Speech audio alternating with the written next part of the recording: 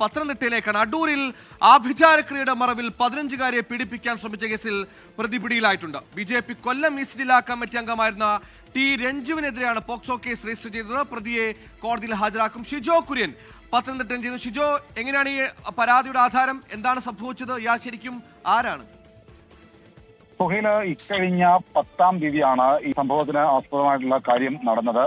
ഇക്കഴിഞ്ഞ 10-ാം തീയതി രാത്രിയോടുകൂടിയാണ് ഈ 15 വയസ്സുകാരുടെ അടൂരിലുള്ള വീട്ടിലേക്ക് രഞ്ജു ആഭിചാര ക്രിയയ്ക്ക് വേണ്ടി വന്നത്. ആഭിചാര ക്രിയയുടെ ഭാഗമായി വീട്ടിലെത്തിയ രഞ്ജു ഈ പെൺകുട്ടിയെ മുറിയിലേക്ക് വിളിച്ചുകൊണ്ട് പോവുകയും ആ മുറിയിൽ വെച്ച് ഈ പെൺകുട്ടിയെ കടന്നു പിടിക്കാനുള്ള ശ്രമം നടത്തി എന്നുള്ളതുമാണ് നമുക്ക് ലഭ്യമായിട്ടുള്ള വിവരം. ഇതിന്റെ അടിസ്ഥാനത്തിൽ ഈ പെൺകുട്ടി ഈ കാര്യങ്ങൾ മാതാപിതാക്കളോട് പറഞ്ഞതിന്റെ അടിസ്ഥാനത്തിൽ അടൂർ പോലീസിൽ കുടുംബം പരാതി നൽകുകയായിരുന്നു.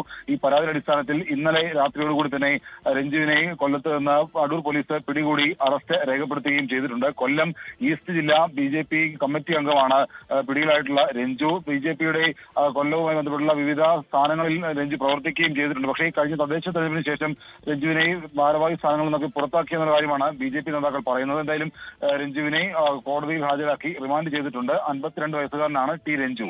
സുഹൈൽ, BJP നേതാവിനെ ആഭിചാരക്രിയയുടെ മറവിൽ പീഡിപ്പിച്ച സംഭവത്തിൽ ഇപ്പോൾ പിടികൂടിയിരിക്കുന്നു.